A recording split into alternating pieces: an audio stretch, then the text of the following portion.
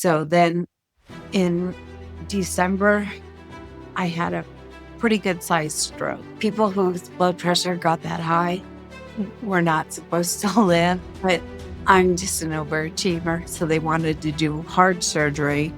This was all in the first 9 months, and then I got COVID.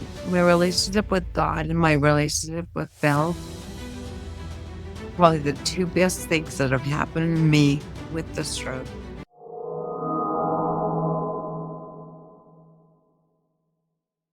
Hey everyone, welcome to the Saved for Later podcast. I'm Brian Michael Kindle.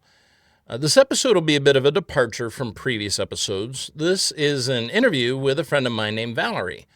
She's actually my best friend Bill's better half, and I interviewed her in January of this year, 2025, before I had given up shaving. Now, in the winter of 2021, Valerie had a hemorrhagic stroke, and she'll explain what that means in a minute. But when you meet her, you may find it hard to believe that she had lost the ability to speak, she couldn't walk, and she couldn't even eat or swallow. I didn't really know what to expect when I interviewed her. I found myself being amazed, surprised, moved, and inspired. Please let me know in the comments below if you agree.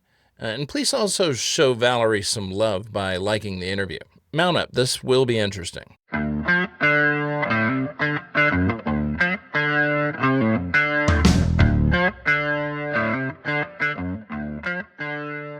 I'm here with Valerie Duran, citizen of Colorado Springs, good friend of mine. How you doing today, Valerie? Very good. Happy Right. Sunday. Happy Sunday. I used to call her Val, but she straightened me out and says I can't Yeah. call her Val anymore. I like all three of my syllables. Do you? Good. Or, You or earned them. syllables. Syllables. Got to put the emphasis on the right On the syllable. right syllable. Yeah. Exactly. Yeah. So, how's things going today? Very good. Yeah. We, What you like most about your day so far? After Mass, I help with the youth ministry with teenagers who are studying about the scripture and the gospel. And those kids always have a unique take on things. And it's always really interesting what they say. What age group? They're all high schoolers. So they're wow. 14, 15 to like 17. Good age. I like that age. They were pretty fun. Yeah. And now that we've been meeting for a while, and they're used to us, and I've gotten to know them. Yeah. They're really insightful in different ways than adults. Yeah. They're unvarnished. They're not as inhibited as adults. Well, and for me, I feel like, because I've lost so much of my memory, I feel like I'm an infant when it comes to my knowledge of the church and my relationship with Jesus and with God. So when I hear those kids, I'm like, oh, that's a good thought. Yeah. Oh, that makes sense. Or sometimes I get really hung up on the literal sense of what's going on. And it's like, let that go. Yeah. Sure. I want to go back a little bit here. So the way you and I know each other is through Bill. Bill's my best friend. And you guys have an amazing bromance. Yeah. Total bromance. On again, off again bromance. Love, hate bromance. But always buds, always buddies. I know. I mean, as long as I've known Bill, he's long before I met you, I would hear stories about you when you guys were at the car dealership and stuff. Yeah. And we all referred to you as Preacher Brian. Yeah. So that's how we know each other. Bill and I worked together 25 years ago. 25 years ago, I was still an atheist, as was he.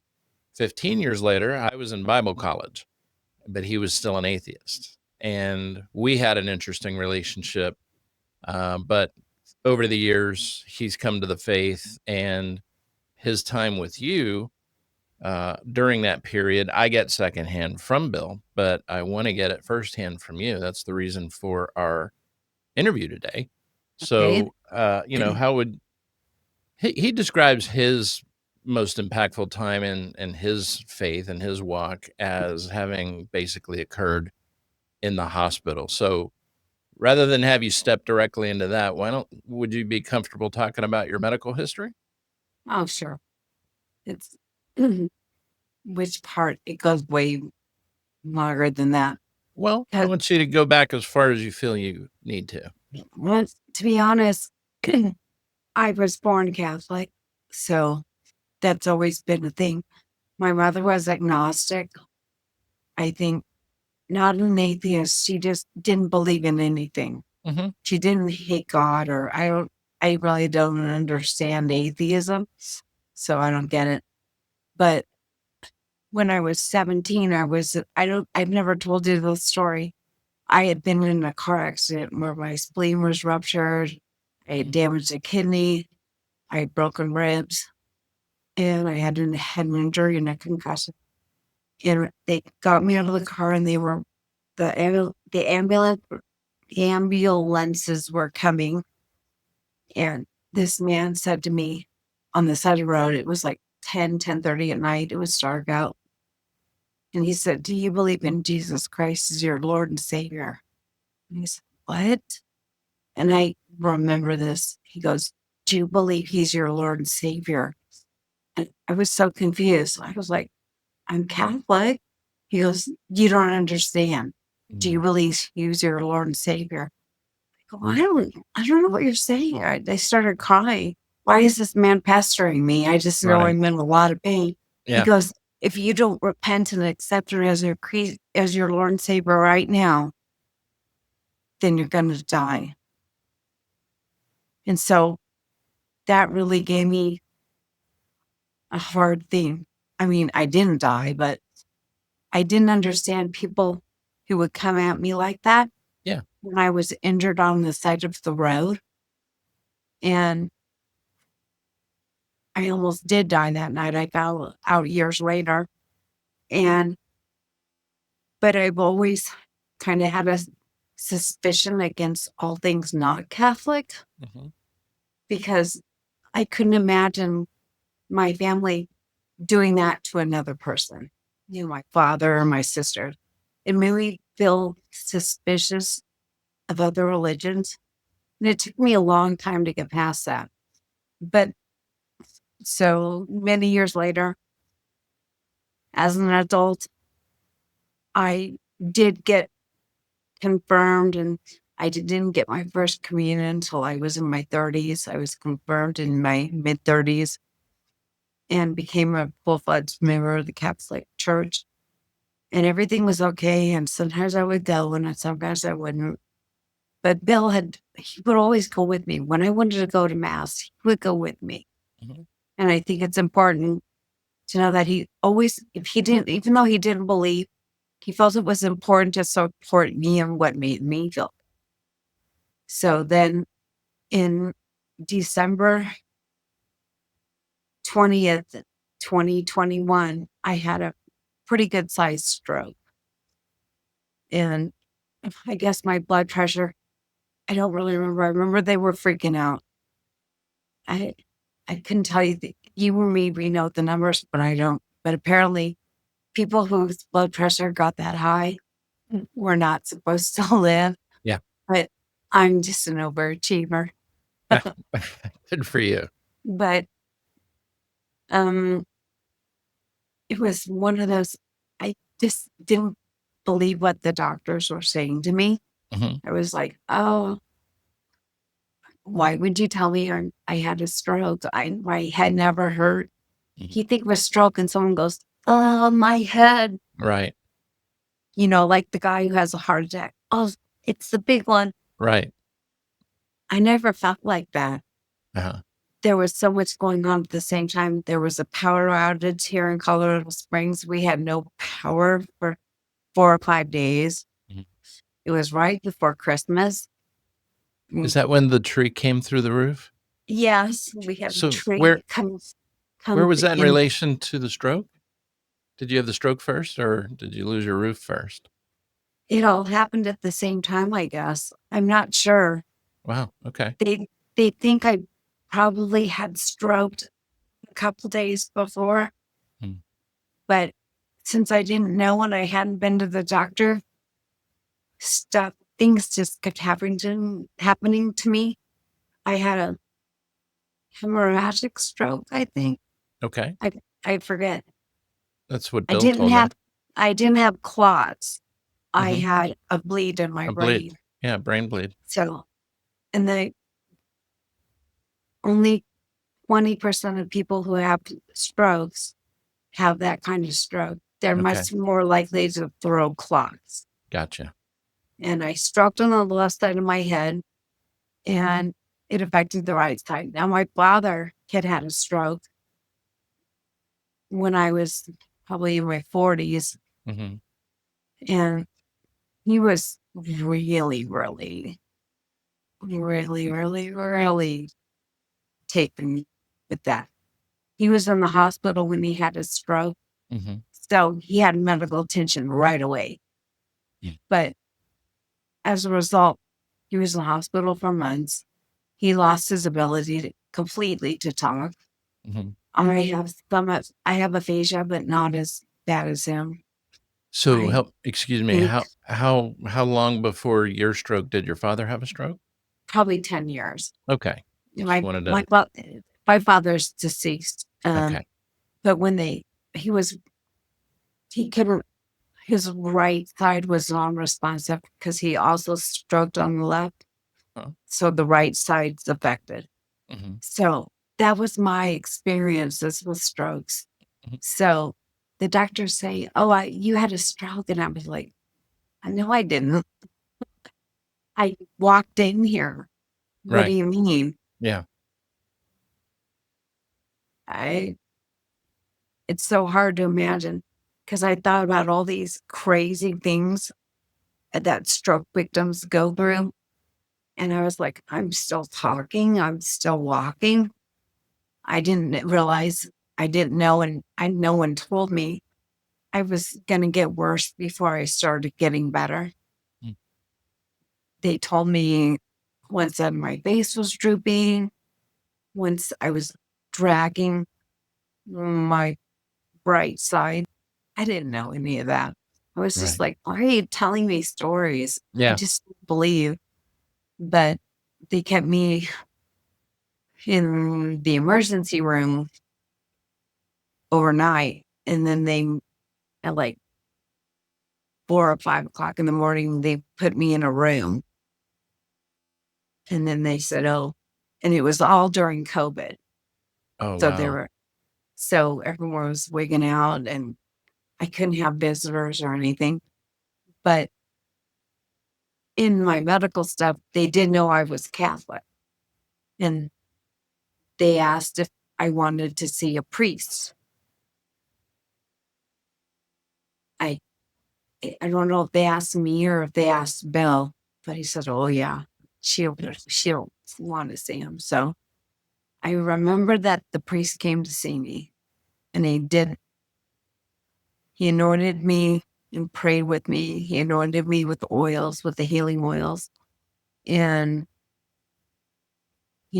I couldn't really talk at that point. He offered me confession. I was like, I kind of didn't know what to do. But he did give me communion and he prayed with me, and that was huge. And Bill saw all that and how much it comforted me, and it started a relationship or rekindled my relationship with God at that moment. Well, Because I always thought, if you have a stroke, it's going to go illegal. yeah, Sorry. that's okay. You don't have to be sorry. Now, Bill describes that part of the story as the priest was asked in to read you your last rites. and give you absolution. I They did. remember I remember I got absolution. Hmm. I didn't know they were preparing me for last rites. I don't remember any of it. I remember the priest. I remember that we did things, Hmm.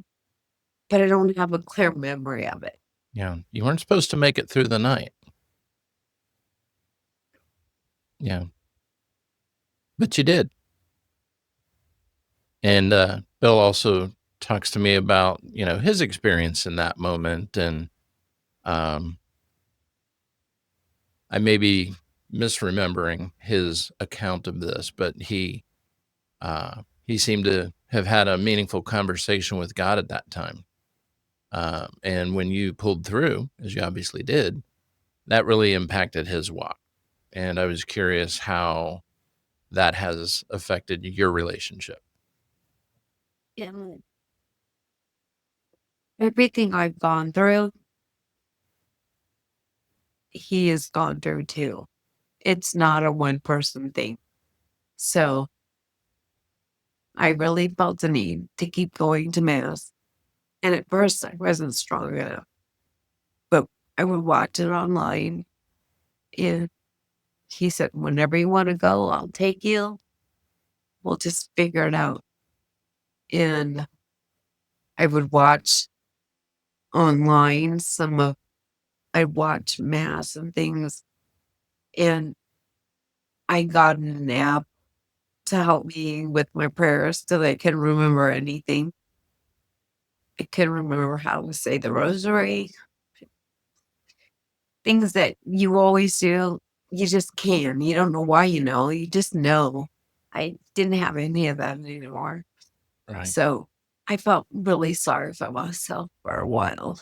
Well, sure. But Bill was very strong and he really he he really wanted to know and understand how it affected me as far as going to mass and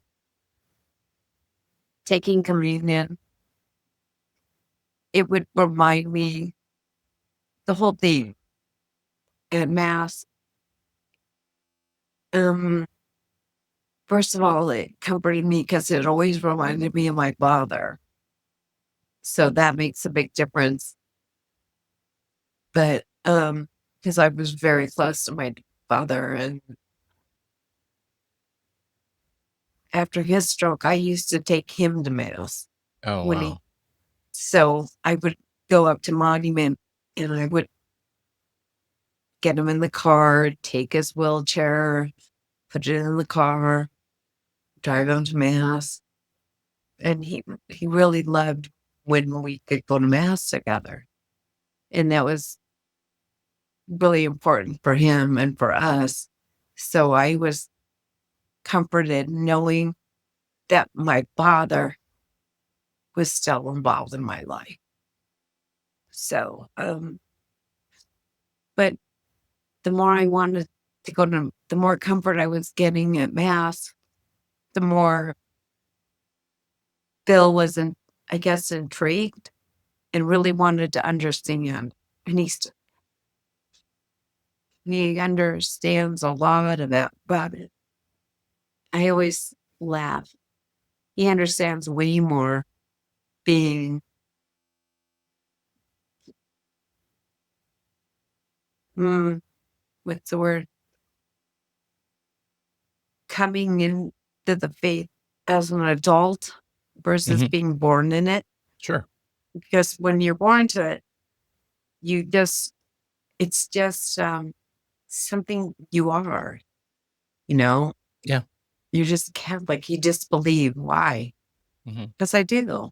And you never really think about it. And I know for him, it was always a struggle to, he always figured, I always got the impression that he believed in something, but he didn't know what it was. Yeah. So when at first I thought it was just humoring me. I'll take you to mass and things. But he really did want to go with me, and he changed his schedule so he could take me every week. Because for a long time, I would just go when someone could take me because I lost my ability to drive, I, to be independent, and I have so much stuff because I had to have walking aids for the first year and a half after my stroke. I had to Yeah. use a walker and I had to use a cane after that.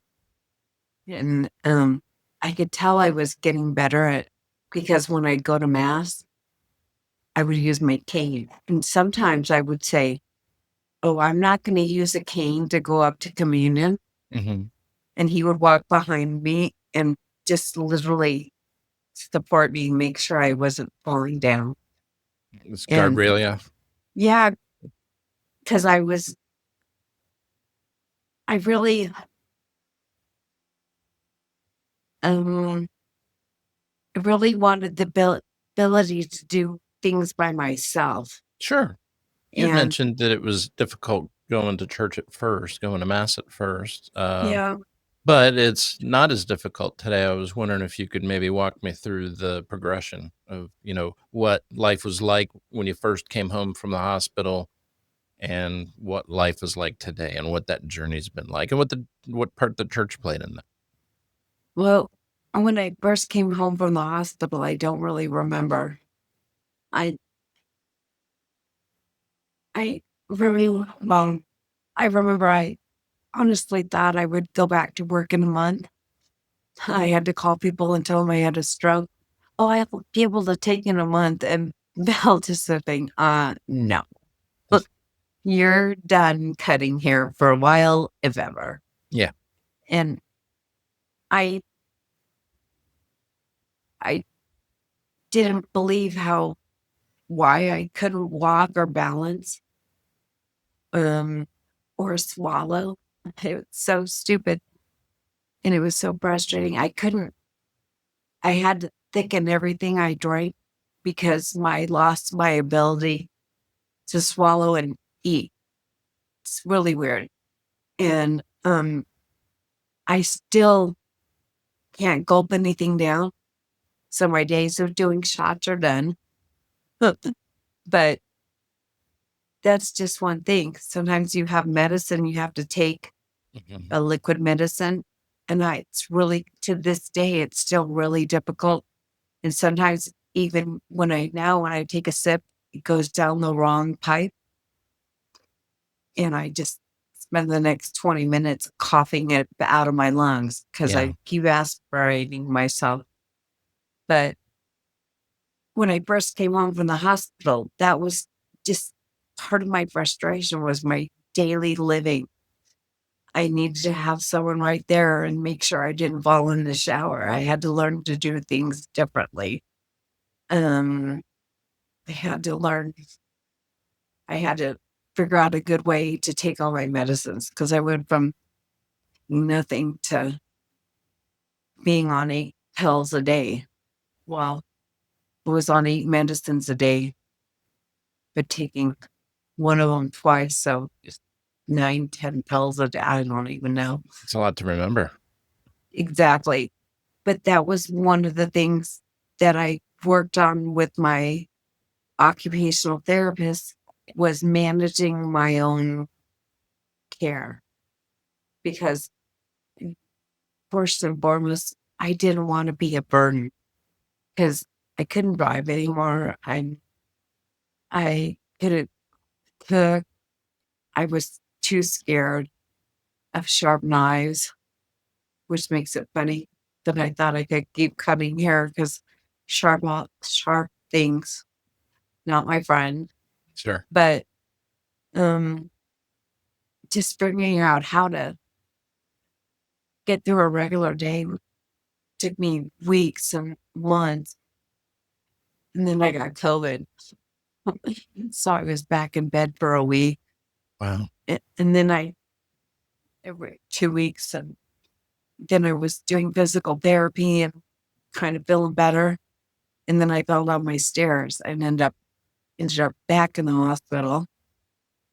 And then they said I had a hole in my heart, so they wanted to do heart surgery. This was all in the first 9 months, 9 months. I got COVID. I had heart surgery. Um, I went, I went back in the hospital. Then I had to go to a rehab floor for a week, and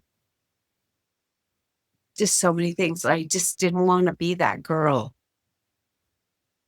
And the whole time, as we're getting better at what I needed, then we made sure that I was getting to mass every week. And then there were some of the ladies at mass, they would talk to me and they just saw me with my cane and they just wanted to get to know me and stuff. And um, everyone was curious because at the time, I was 57 and now I'm 59. I'll be 60 next year. And that's young at my Mhm. age. Mhm. I mean, I don't look much other than my gray hair, but no one knows what to think when they see me. Right. They think I'm lucky because I can speak now. I couldn't for a long time, so I didn't say anything. A lot of people didn't know I could talk, Mhm. or they thought, oh, she's so shy. No, just I was embarrassed by what I did. So I wanted to, and the way I was. And so getting more involved and understanding more at Mass, we started going to paid formation classes so I could understand more. And I got to know people during that. And everyone at church they've all looked out for me. They're all, every time I stumble or anything, or when I start apologizing, they're like, don't worry about it. Mhm. We're right here. I mean, they've been so encouraging and also so accepting of my fault because I think you know this as well as anyone else. You know, we're all in our own worst enemy. It's like, That's right. oh, why don't you get out of your own way? Yeah. Yeah. And they all just said, you're fine. Yeah. You could do it. So when I was getting more involved, Bill decided he wanted to become Catholic or explore it. Mhm. So he was going to RCIA, which is, forget what that stands for. Mhm. But, and I went to his classes with him because I was like, hey, that would be good for me to learn. I know I've done it, but I don't remember it. And everything's just been building. And then when I felt strong enough, I asked the lady in charge of all the liturgical ministries. Mhm. I said, I would like to help. You always need help. What can I do to help? She says, oh, you could be a sacristan. I said, well, I've always wanted to be an altar server. When I was a kid, it was only for boys. She goes, well, we'll try it. And they showed me how to do it. And everyone worked really well with me and had my back as I was learning things and making mistakes. And the priests were very patient and they would talk to me. And they adjusted some things for when I was serving, but it made me want to be more involved. And I met even more people at church. And it's given me so much comfort to know that they've they've all got me no matter what. I now sometimes I don't have a ride to daily mass, Mhm. so I'll take an Uber. And then everyone's there like, oh, you took an Uber today? Okay, which one of us is going to take you home? Right. I mean, everyone worries about me, Sure. but they do that for everyone. That's what a church And should be. that it's very much that way. And it is such a family. And I've Mhm. gotten to know so many people so well. I think, oh, what was I doing beforehand? I look at all my friends and relationships before the stroke, and it was people I knew, but not necessarily, they were acquaintances, not true relationships. Right. And now I have relationships with people. Yeah. And it's not like I need to call and talk to them and, but truly, I know about them and they know about me. Mhm. And, hey, they're just like, it's really great what you're doing. Yeah. And I've learned so much.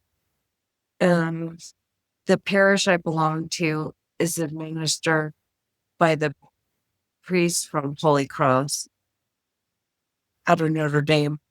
And their novitiate, where the priests go for a year when they first begin their journey, is right up in Cascade, right up the hill from here. Mhm. Okay. And I got to know a lot of the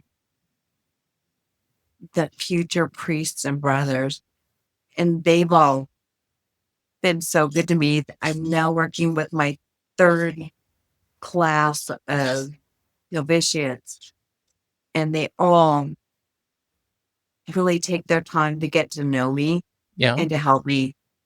And it's so encouraging because they're not just being nice to the girls with some disabilities. Mhm. They're truly interested. And Yeah. that's what I get from everyone. Yeah. I'm not just an oddity. Yeah. So Now you've had more than one stroke, haven't you? I've had 3 or 4. So Um, can you maybe walk into that a little bit?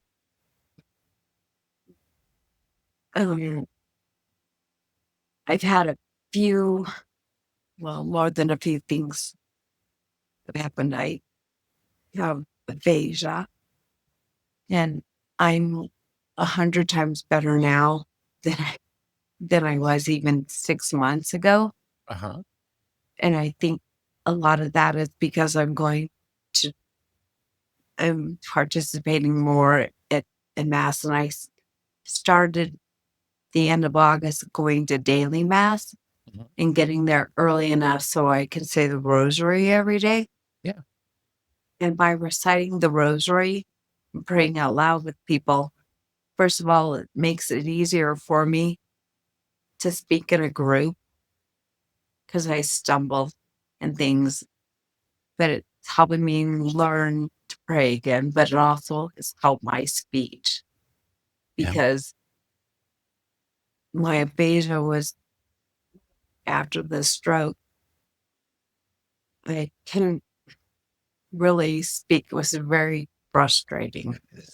And I would forget things, or I would forget the word and I couldn't get anything out. I would get stuck and get frustrated. And I would get so angry because, like, oh, a kindergartner wouldn't know what they're saying right now. I'm an adult. Why can't I think of the word? Why don't, why can't I say what I mean? And then another thing that's happened is I have a condition called pseudo-bulbar effect. And if you seen, the best way to explain it is how one of my doctors explained it to me. Have you seen, well, everyone knows about Batman. If you Okay. remember the Joker Okay. in the movie, he had a card that he handed out to people Uh-huh. and to tell them that he also had pseudo-bulbar effect. And there's a break in the synapses in my brains and but anyways, I can't control my laughing or crying. Now for me, I tend to cry more than laugh, although it does happen. Uh-huh. And it's uncontrollable. Mm. And sometimes it's frustration. Sometimes I just start crying. But when it starts, I can't stop. And it'll Mm. go on for hours. Bill can't quit bragging about a talk that you gave at your equestrian center. And I wondered if you wouldn't mind talking about that program. What's the name of the program? What's the name of the center? And what's it meant to you? And, maybe relive some of that talk for me. Well, what it was the Colorado Springs Therapeutic Riding Center. And there they give horseback riding lessons to people with disabilities. And it's everything Down syndrome and spina bifida. And I met a girl who learned to ride what she had was suffering with PTSD and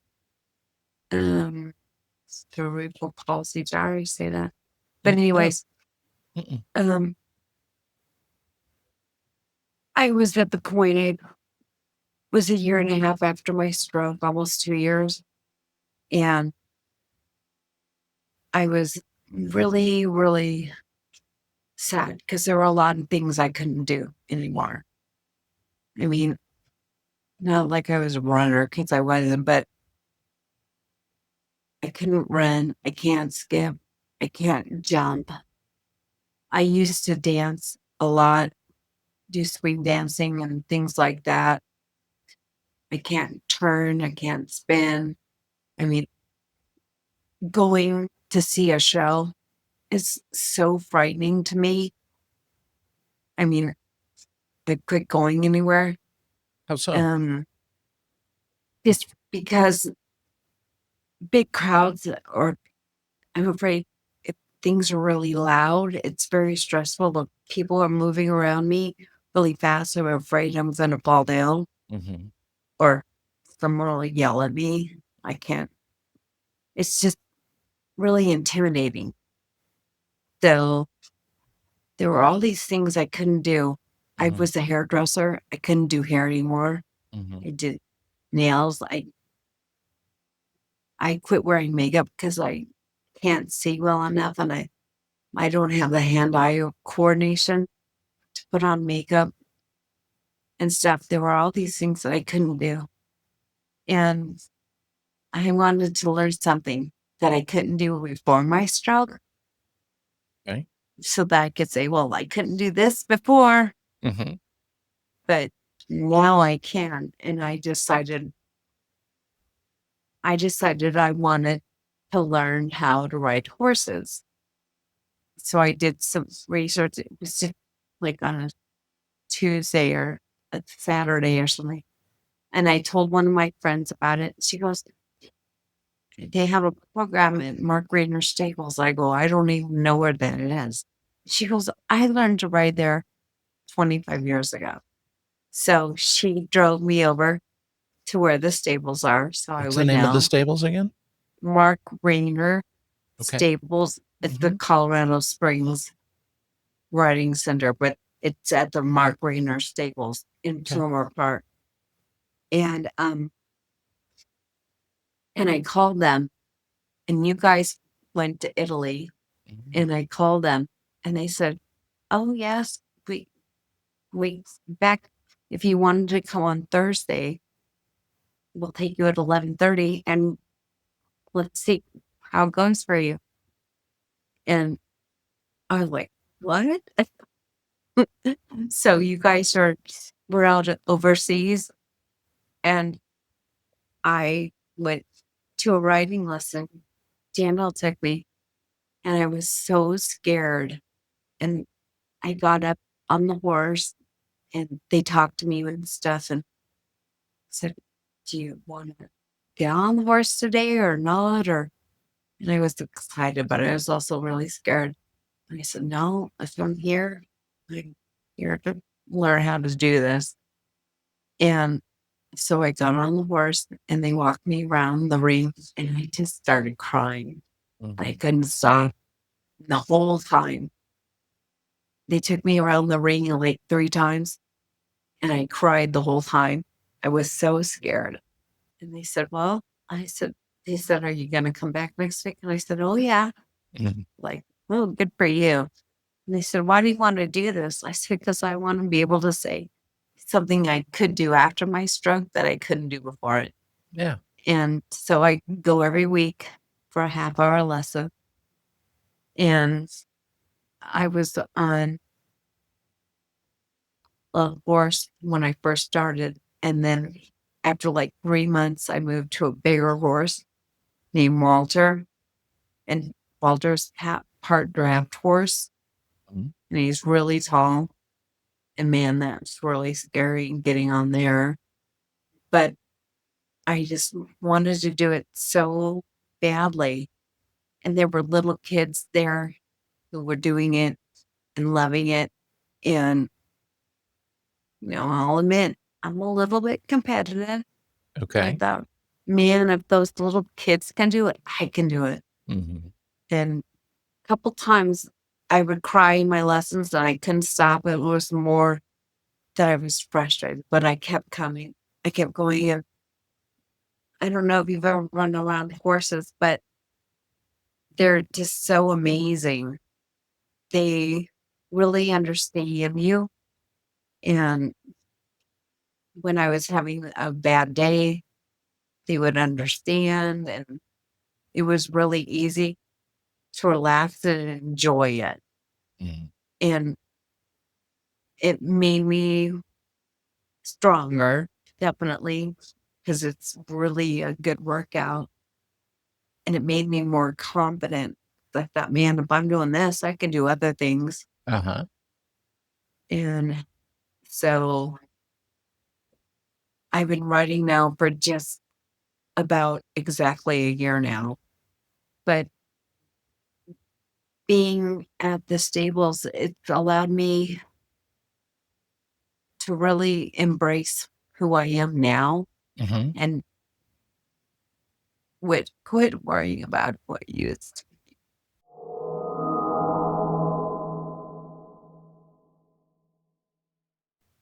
You were giving a little bit of detail about the program at the equestrian center. Oh, yeah.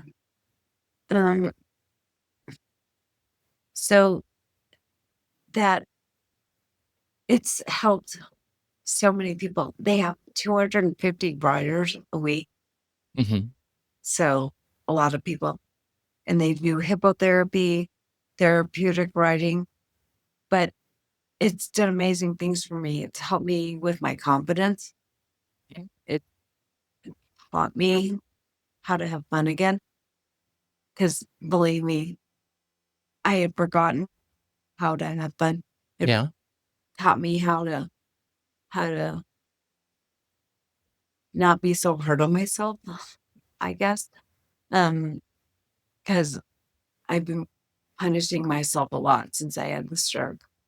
Have you? Because, well, yeah, it must have been something I did. What, like, you know, I'm sure various things I did, but it's also now kind of the luck of the draw. I'm lucky that we got, I went to the hospital because I wasn't going to go. Someone else convinced us that I needed to go to the hospital. I just, I just thought it was weird, but, well, that's a given, but, um, it um,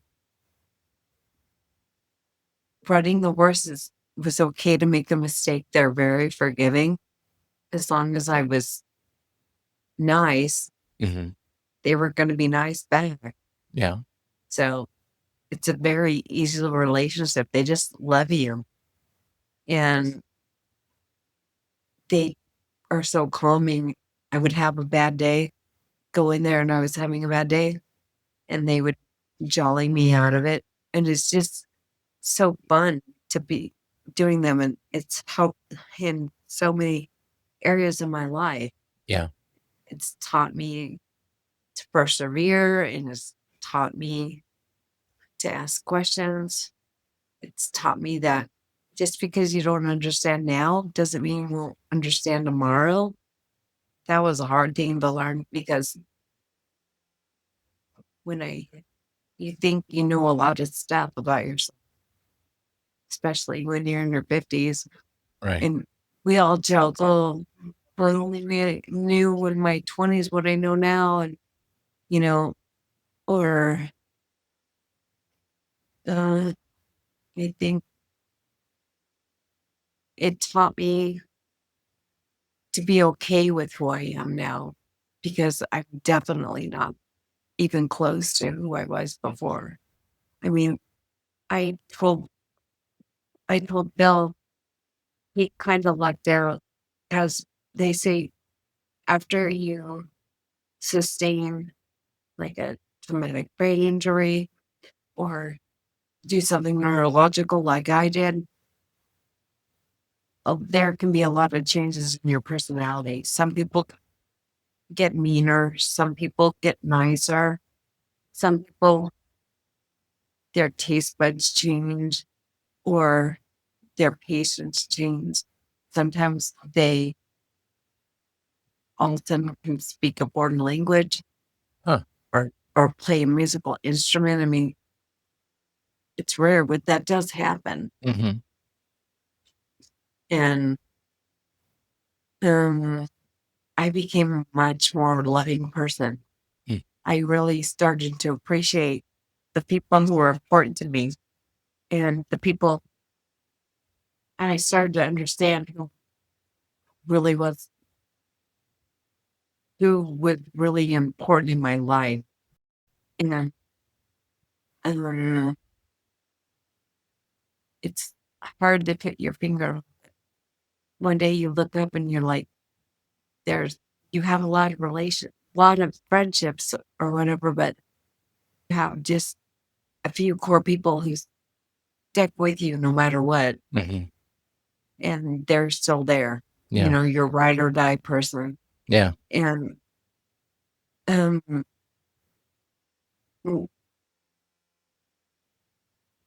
this, I'm injured enough that I'm very different.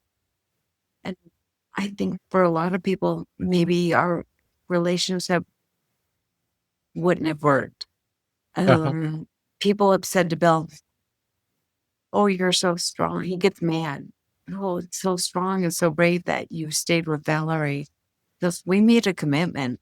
That's, in sickness and in health. And, you know, it doesn't stop just because one of us has some issues. Remind me your best friend's name again. Well, my best friend is a girlfriend. Her name is Megan Wise. Uh-huh. She's a cancer survivor, and Okay. she lives in Texas. Okay. Your But best friend in locally, Colorado Springs?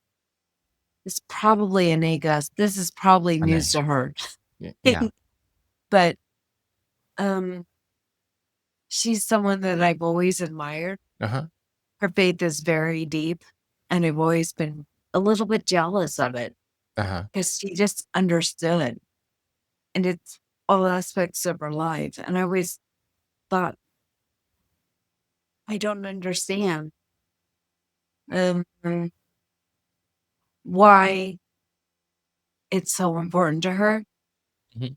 and why there's so much emphasis in her life. But, you know, she was someone I really cared about and her whole family. But I know from the moment I had my stroke, her family started praying for me, and they still pray for me to this day. Whether it's at night, because the whole family, they do nightly prayers, they do morning prayers, they say the rosary at night, they go to mass, they do all kinds of things. We did a novena this summer with her 5-year-old.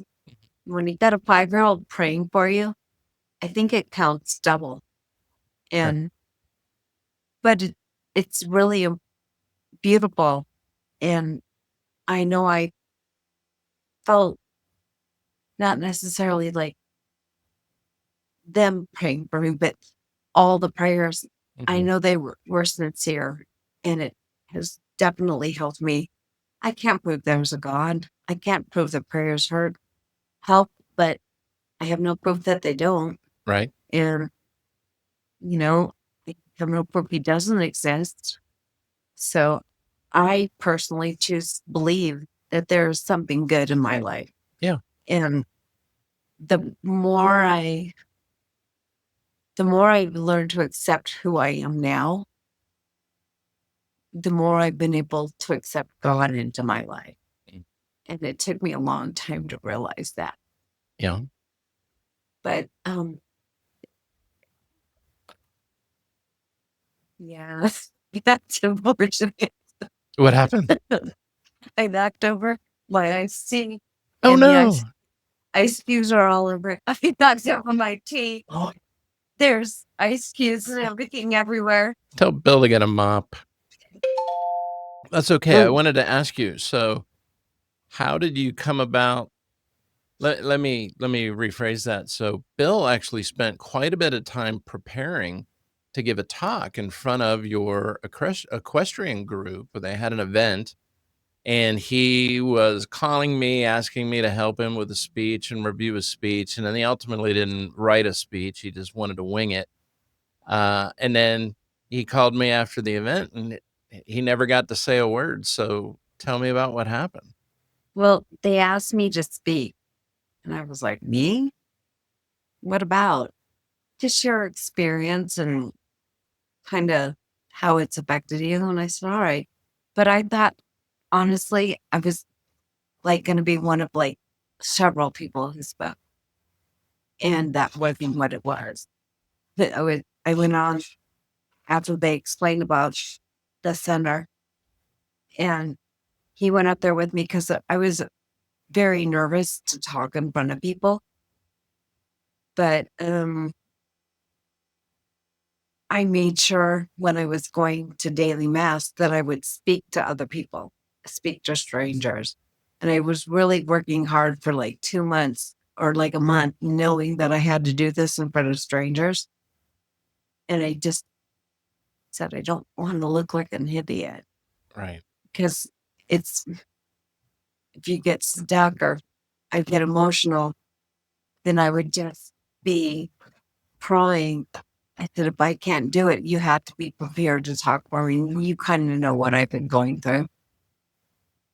But my riding instructor, Kim, was there and she held this hand. And Bill was right on my other side and he held the other hand. So I had two people supporting me. And I didn't prepare any remarks because I kind of didn't understand the assignment. Uh-huh. But they just wanted me to talk about what my experience was. And I thought it was important that they know why I was doing the therapeutic writing center. So I explained about my stroke and how different my life was before. And now I was just so frustrated about my limitations. And I and I was frustrated with my fear of everything. So I told them about that. And then we talked about the different horses that I had ridden and what I've done, but also how much it has helped me. Riding has helped my daily life because I have so much fun, brought joy into my life, and it gave me relationships. For the first 6 months, I didn't really speak at all to anyone there. I was afraid. And and honestly, I could see other people had different things and probably more serious things than me. And I felt like kind of a fraud because, you know, I w- I'm disabled, but all along, I felt like kind of an imposter because there are things that are foggy for me. I don't have the best recall and everything, but I kind of feel I still have the same naughty sense of humor And sometimes I do want to swear like a sailor. I can remember things from my childhood, but I can't remember 10 years ago, Yeah. you know, but I can walk on my own, and that's huge. And not everyone there can walk on their own. And I have people who drive me, but they all have people who drive them. So I thought, what's so special about me? And I thought, well, I was probably the first person that was a student that actually could speak in front of people. Because when you look at me, you wouldn't know that I had the challenges that I have. Mhm. They just think, oh, maybe I'm eccentric using a cane, or why people are helping me or holding me up or whatever. Mhm. So I did start crying because that's what I do. No one thing does, but I felt so much admiration from everybody. And I thought, well, this is weird. I don't feel like I'm special. I mean, I think that's what I have done. I feel like anyone would have done. I I don't understand. I really don't understand when people tell me, "Oh, I'm so proud of you," or "I'm so amazed by you," because I mean, what are the choices? Try and get better, try and be strong, try to be brave, or just sitting at home alone, being alone and becoming a real more crazy. Mhm. I don't want to do bad. Yeah. So it's one of those things. I don't think what I've done is miraculous, but I think to some people it appears that way. And I feel like an imposter. Mhm. So I've really been trying to figure out what's been helping me. And the horses have helped me with having relationships that don't need any words.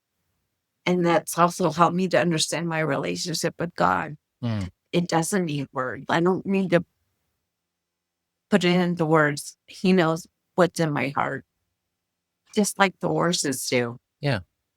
So they've all, everything I've done for the past 3 years have all built on the previous things to help me get better. I mean, I'll probably never be who I was. And it was so frustrating for a long time, but it's okay that I've left. It's hard to admit. I'm proud of who I was. Yeah. I was okay with all the disabilities and all the challenges I have now. I'm a much better person. Stinks that I had to have a stroke to understand how good my life could be. But my life is better now. It was 3 years ago. I tell you what, that's a really hard thing to admit. But realizing that I needed God. Yeah. And the more I reached out, and the more I did things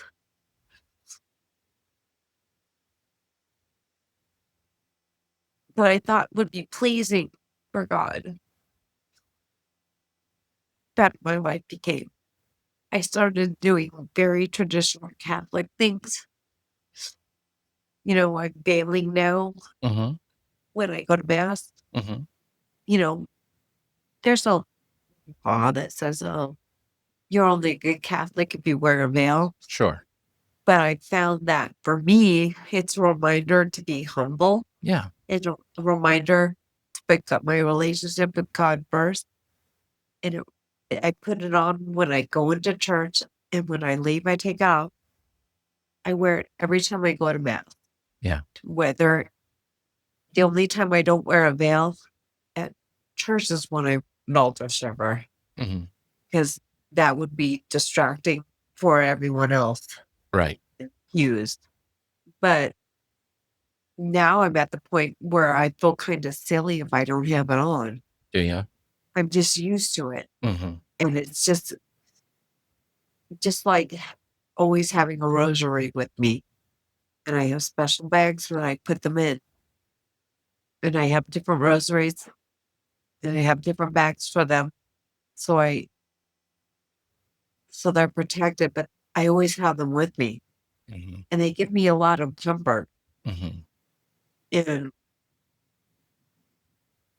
and it's all just kind of grown on step by step.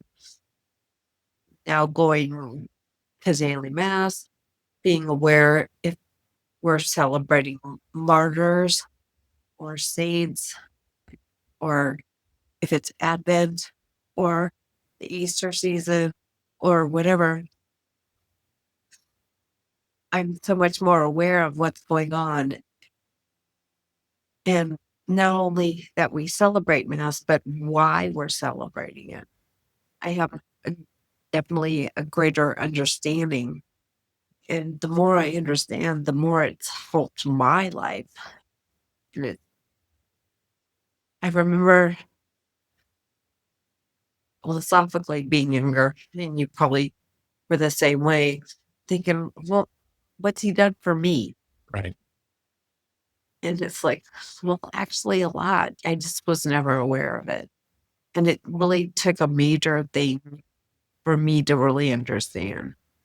And I still don't fully understand, but I'm definitely more aware of it. Mm-hmm. And I'm more aware of my responsibility. But the whole thing has, and it's something I've thought about a lot lately, that between the horses and between mass, those are the two biggest things that have helped me in my recovery. I mean, I really think that the horses have been huge because they've helped me physically, they've helped me emotionally, and believe me, um, it's very, um, I don't know what word I'm looking for. It's so forgiving and, you know, very comforting. Yeah. But it's also given me the courage to just say, hey, I need something more. And it's okay for me to want more. I don't necessarily want more money or fame or riches or something, but it's okay to want more. And what I want more of now is a greater understanding of God and my faith. And getting to the point where it's becoming so important in my life. And I wonder, I feel guilty because it wasn't before. I've always felt and believed in his presence, but it's just so amazing and it's very joyful. And even when I'm having a bad day, if I sit in my prayer garden for a little while, or if I just recite a decade of the rosary, or if I just listen, or just sit in silence and just kind of think or pray, or, you know, um, it's, I used to think people always ask God for stuff. They want stuff. Well, help me pass this mountains. Let my team win. You know, always asking for things. And I always thought maybe he's too busy. I mean, everyone's always asking him for stuff. Why bother to pray? If he knows everything, he knows everything. Right. So I've never been a big believer in asking God for things, but now and then when I pray, I ask Him for understanding, and I ask Him for forgiveness. I pray for intercession, and I truly believe that, once again, can't prove it, but I'm pretty sure it's all happening how it's supposed to happen. And that's a very comforting thing to just, well, it's all going to work out, I guess, because the alternative would be pretty bad. Yeah. So it's very strange how much my faith has matured in the last 3 years. Yeah. But it really has. And I'm probably just now becoming comfortable with it. I have one of the ladies I met at church who now drives me to daily mass. Our relationship has really grown and stuff. And she keeps saying to me, "Oh, you're inspiring. You have so much joy, and you you really you really and it shows that you love God and you love helping and you follow Him." And I thought, that's weird. I always thought she was really the one to be married. Why would anyone admire me? Right. Because you know how it is. I'm not I'm not that big a deal. Move Mhm. on. So it's really been interesting to find out or to realize that I do have something to share, that my journey is actually can be very inspiring for people. Sure. I mean, I wouldn't say I had no faith, but I just didn't think about my faith for a Yeah. long time, for years. It was just there. I did believe, I'm Catholic, whatever. I didn't really think about it beyond that. When I got in the mood, I would go to mass. It wasn't, I would go through periods of my life when I'd go and when I wouldn't go. And this has been a journey to figure out what kind of person I wanted to be and what worked for me. Because what works for me doesn't work for Bill, and it won't work for you, whether I'm going to mass or something else. That relationship was to find it. What would it mean if you couldn't go to mass for a week? Um, well, now they have a wonderful thing where you can log in and watch mass. I Yeah. just wouldn't be able to receive communion. Right. And um, there are ways still to be involved, and I now get via email the daily readings and stuff. And I look at them, and I have an app that helps me pray and to recite things. But I think what I like about Mass, there's two things. I like the sameness of it. Whether I go to Mass here, go to Mass in Oklahoma, Bill said in Italy, pretty much always the same. There's little slight differences, but we know what it is. Right. That's the way the Catholic faith is.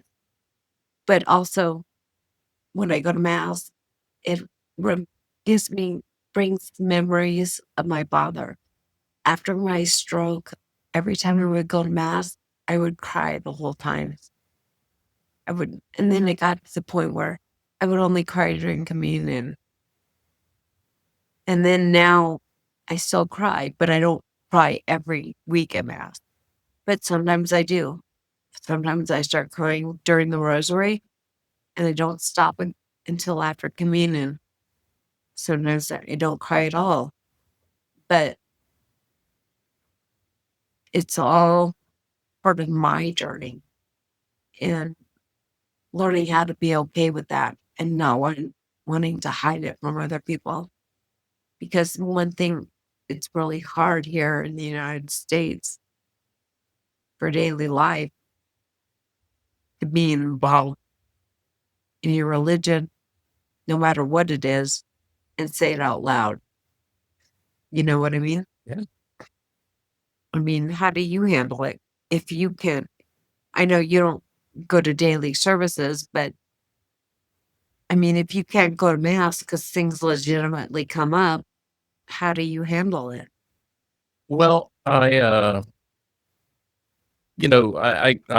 go to Protestant church, and so for me, church is more of a, and the church that I've chosen, I go there to be fed. I go there to learn more about the word. It's something that I study quite a bit and spend my own time in reading and study and research and writing, and so I reach out to a church that uh, sort of fulfills that same need in me to learn. It's a place where I can go and learn something. I'm under a really good young pastor named Jared. He's 41, I want to say. Good Your teacher. past, your pastor's name is Jared. Uh-huh. Yeah,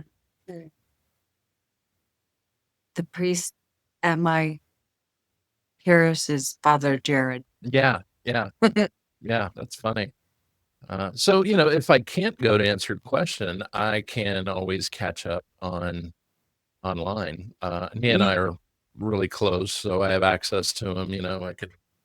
I can always go to lunch with him, and I don't feel like I miss something necessarily valuable if I'm unable to attend.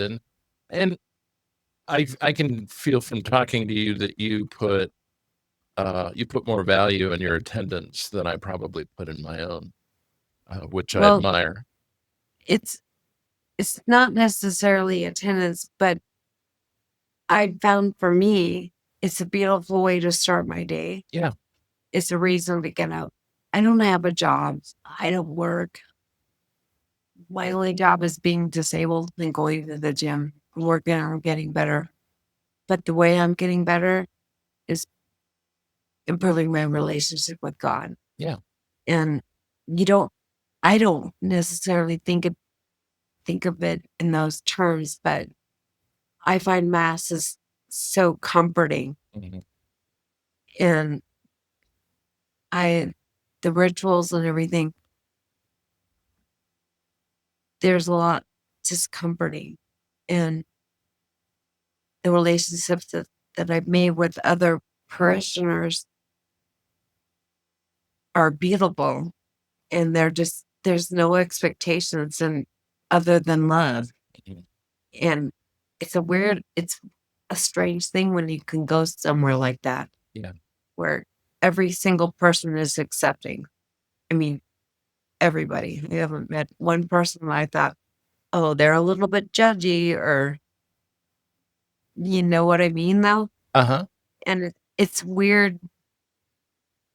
I don't think about daily mass as an attendance thing Yeah, and as I far hope I as didn't I use know the wrong word with you. I just meant that you put more value in the time you spend at church than I probably do.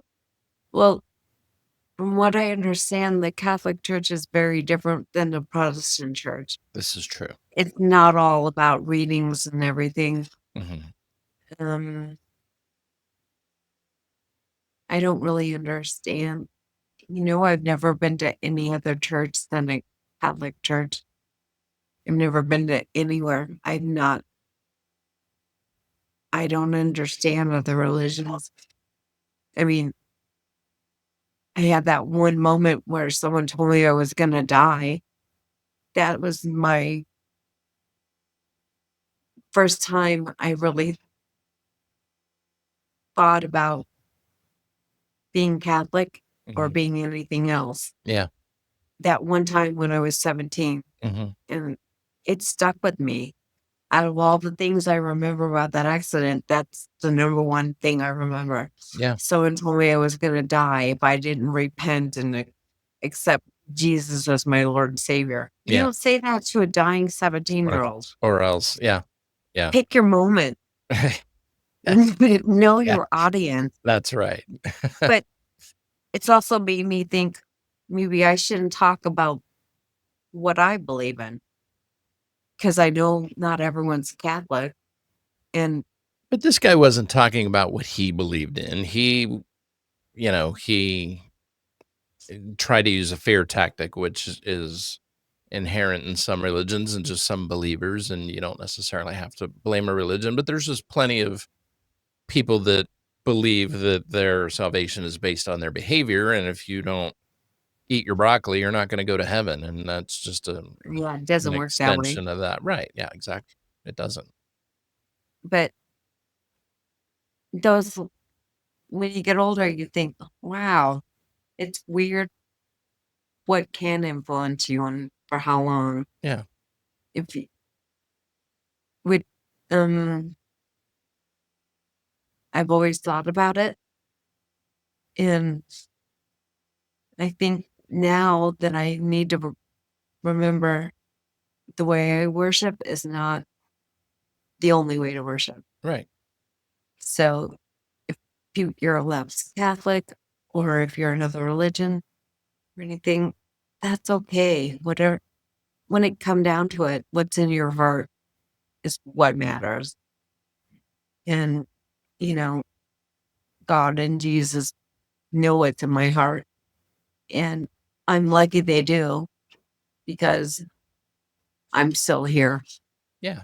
And I must have been doing something right, I guess. Yeah. It's Well, the way people said it to me. I go, I don't mhm. know. God definitely has a purpose for you. I can tell you from talking to my best friend who's a Christian now, that he probably wouldn't be if not for you, and what an inspiration you've been to him. So uh, perhaps he used you to save Bill because he's got plans for Bill. But who knows? He may have you save the world someday. I don't know about that, but Well, there's still it's time. it's pretty.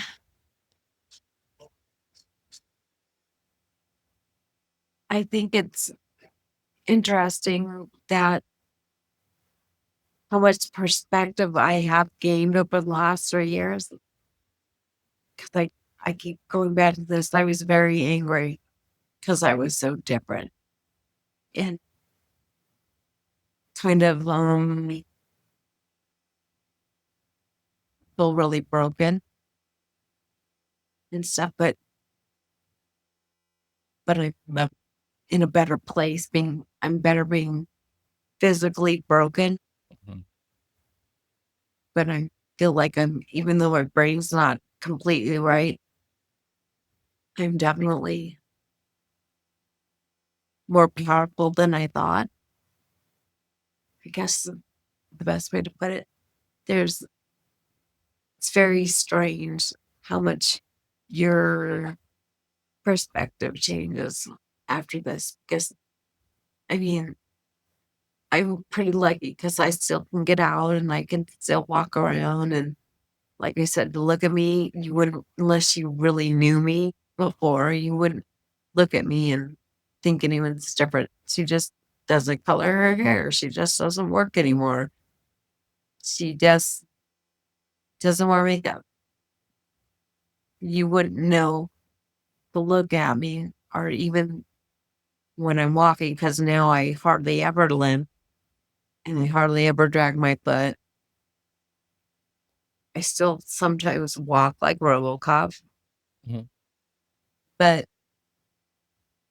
just looking at me, you would never know that I face physical and mental challenges. Yeah. And I think it's important for people to understand that this really helped me to understand that you don't always know what the other guy's going through. Mhm. And as I'm understanding more and more and looking at more and more things in the liturgy and in the Gospels, a lot of it comes down to, hey, you don't know what's going on with the other guy. You know, Mm-hmm. you have to give everyone a chance, and learning to accept that you are different. I know it's been really in the past couple months that I've really understood that I'm never gonna get all the way better, Yeah. for lack of a better term. But who I am now, that's okay. I'm okay with it. Yeah. I miss certain things. Miss dancing, and I I do really miss working. Mm-hmm. I was a hairdresser and nail tech. I miss those relationships with people, Mm-hmm. and it was the service industry. I miss doing things for people, Yeah. but now I can serve in a different way. Mm-hmm. And coming to understand that and learning how to live my life now Mm-hmm. has been challenging, but it's been good. Yeah. And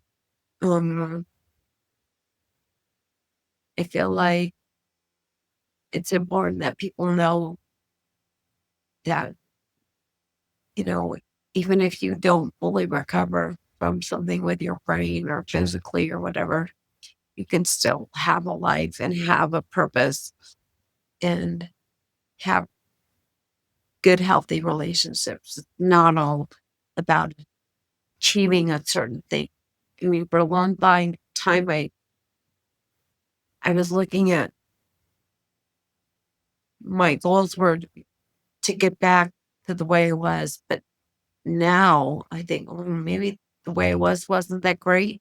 Yeah. Maybe the way I am now is pretty good. Yeah. It's figuring that out was really hard. So, Sounds like you figured it out though. I'm still struggling. I Yeah. still have days where I'm frustrated, Yeah. but I don't want to just be a sad. Right. I would much rather observe and see Yeah. what I can learn. Yeah. And even in talking to you now, I've learned a lot because it's made me think about what is going on with me. Yeah. Because I really try not to dwell on it. Sure. Because, I mean, honestly, I don't think I'm that interesting. Well, you keep moving forward too, and it's probably difficult to have a foot in both time zones. You can't move forward and live in the past at the same time. Yeah, And you're definitely moving forward. I hope so. Yeah. Sometimes. I mean, nice, but would my life be better? No, it'd just be different. Yeah. And who knows? I mean, if I hadn't had the stroke then, I'm sure something else would have happened. Sure. I mean, that was pretty good wake up thing. Yeah. People ask me now, oh, how'd you quit smoking? I said, well, I had a stroke. I don't recommend that. I Yeah. don't recommend it as a way to quit. Right. Well, as we wrap up here, is there anything that you wanted to make sure you covered that you might not have covered yet? This was kind of, just so you know, this was kind of a big deal, but I wanted to do it right. It's, it's the hardest thing is learning to accept it and then to accept help for other people. Yeah. And that's probably the biggest thing is ask questions. It is okay to ask your priest or your pastor or someone, a teacher, a friend, someone with a good attitude. It's okay to ask questions. And I really didn't have anyone to talk to. Didn't I didn't know what to expect because all I saw were people who were injured way more than me, or people who were like back at work in 2 months and were fine. It's like, really? Yeah. And after the initial stroke, in the first 6 months, it probably got worse before I kind of bottomed out. And then it took me another 2 years, probably a year and a half, to start feeling good. And then like 6 months to really feel like I was getting it. And it's definitely been tough, Yeah. but it's okay Yeah. because I mean, good, really good.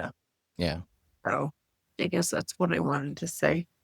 Well, thank you. It was helpful to me, so I guess I don't care what others think. I enjoyed our time together, and I appreciate you very much. And Well, thanks for this doing this. And this is the first time I really talked to you about it. I know Bill's talked to you about it a lot. yeah, and I can't trust much of what Bill says, so I'm glad you got to tell me.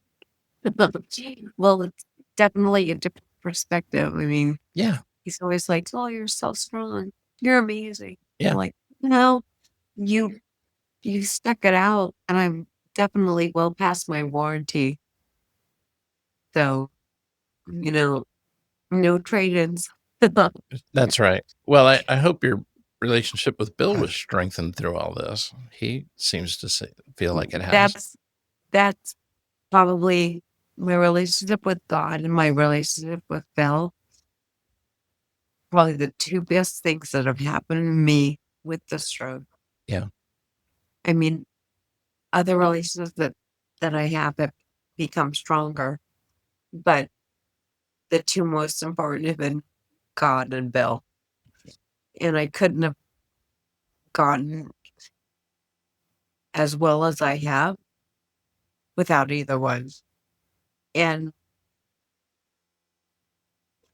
God is, I know, really taking care of him because, who takes care of the caretaker?